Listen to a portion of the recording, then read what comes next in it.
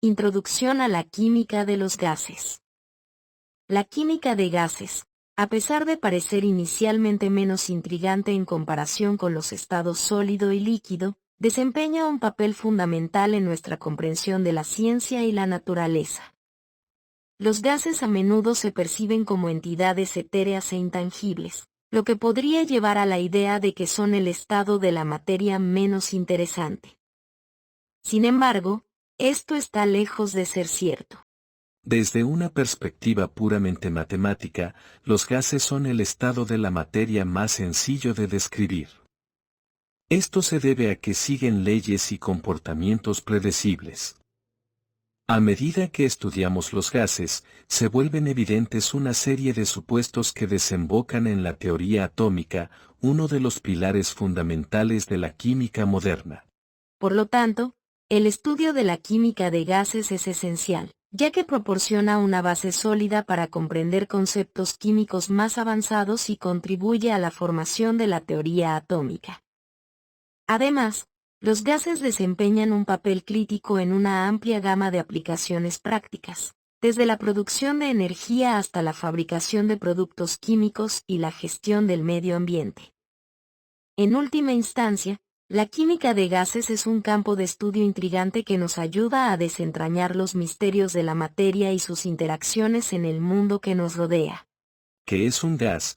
La palabra gas fue utilizada por primera vez por el químico flamenco Jean-Baptiste Van Helmont de principios del siglo XVII.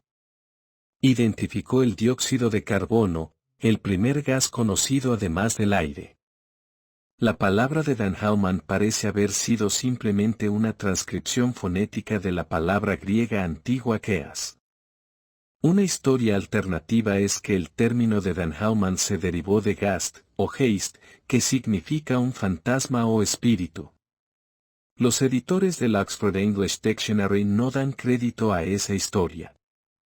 En contraste, el historiador franco-estadounidense Jack Barsun especuló que Van Helmont había tomado prestada la palabra del alemán Gat, es decir, la espuma resultante de la fermentación.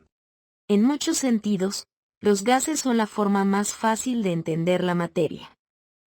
A pesar de que diferentes sustancias gaseosas pueden tener propiedades químicas muy diferentes, se comportan de manera similar en lo que respecta a sus propiedades físicas. Por ejemplo, el N2 y el O2, que representan aproximadamente el 99% de nuestra atmósfera, tienen propiedades químicas muy diferentes. El O2, oxígeno elemental, es necesario para la respiración aeróbica, pero en N2, nitrógeno elemental, no, ya que es tan inerte químicamente que parece una sustancia noble. Recuerda que en química un material noble es aquel que posee baja o nula reactividad.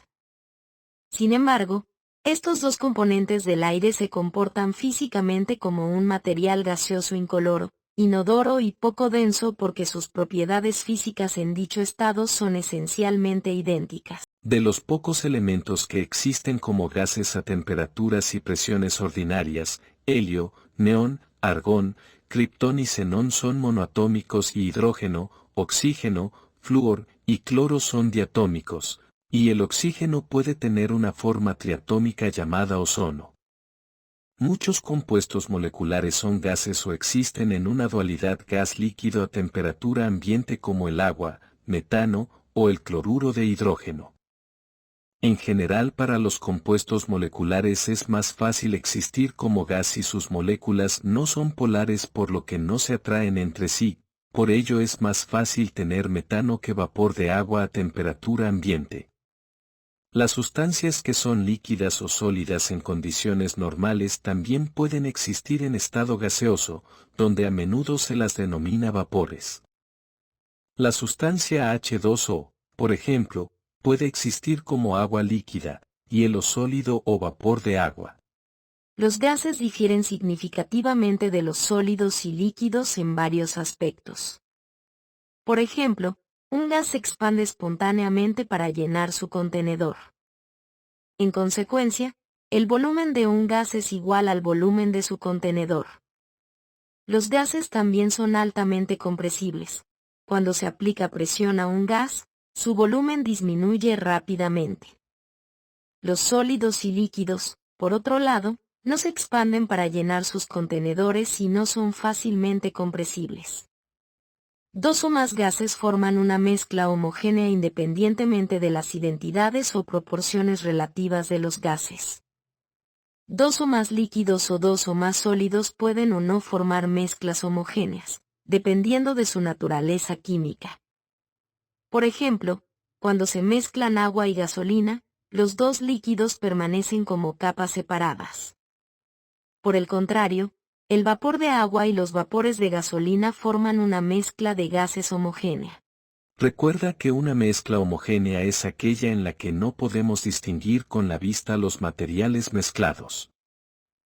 Las propiedades características de los gases que se expanden para llenar un recipiente, siendo altamente compresibles, formando mezclas homogéneas, surgen porque las moléculas están relativamente separadas. En cualquier volumen de aire dado, por ejemplo, las moléculas ocupan solo alrededor de 0.1% del volumen total y el resto es espacio vacío. Por lo tanto, cada molécula se comporta en gran medida como si las otras no estuvieran presentes, no chocarán, se atraerán o repelerán. Como resultado, diferentes gases pueden comportarse de manera similar a pesar de que están compuestos de diferentes moléculas. Esta tendencia conllevó a la formulación de una entidad teórica generalizante conocida como el gas ideal. Un gas ideal es en esencia una entidad teórico-matemática empleada para poder entender el comportamiento general de los gases. Como norma, todos los gases tienen un comportamiento semejante que se acerca al gas ideal, pero que difiere levemente en base a sus propias propiedades químicas reales.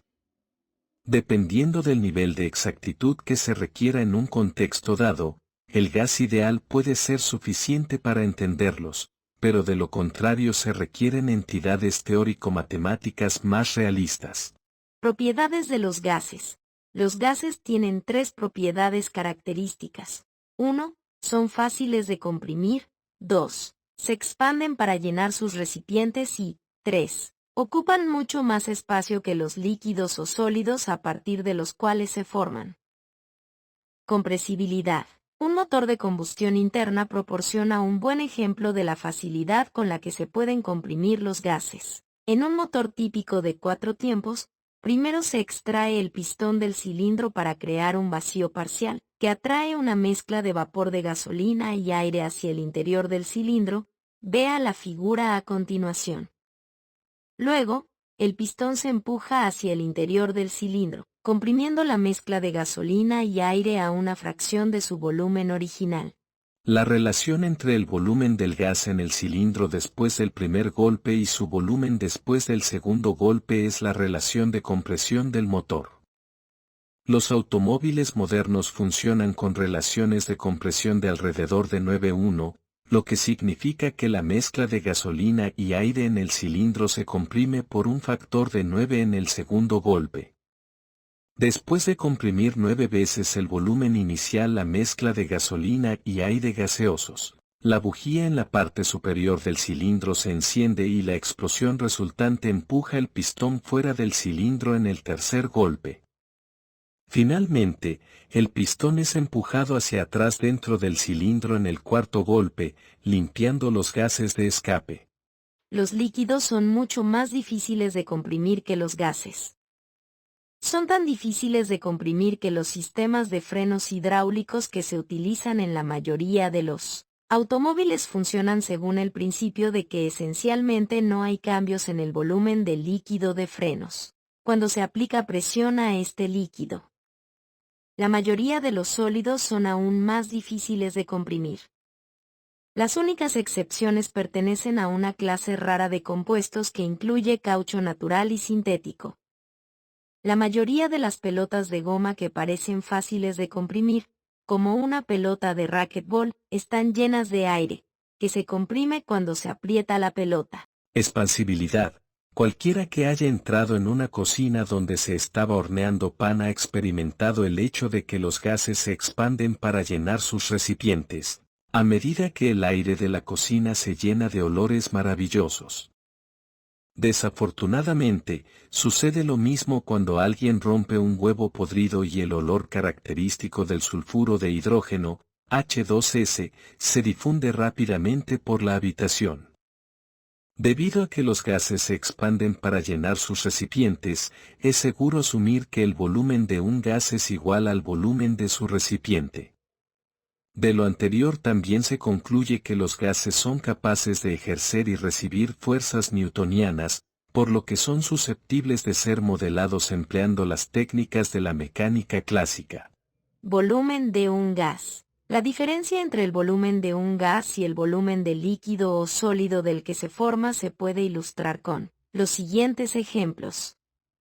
1 gramo de oxígeno líquido en su punto de ebullición, menos 183 grados centígrados, tiene un volumen de 0.894 ml.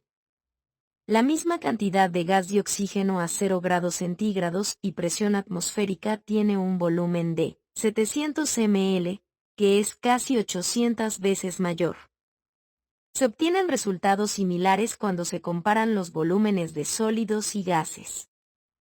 1 gramo de CO2 sólido tiene un volumen de 0.641 ml.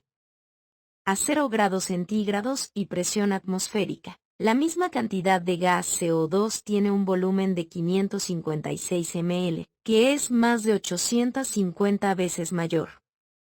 Como regla general, el volumen de un líquido o sólido aumenta en un factor de aproximadamente 800 cuando se forma un gas. Las consecuencias de este enorme cambio de volumen y la posibilidad de recibir ejercer fuerzas newtonianas se aprovechan con frecuencia para realizar trabajos.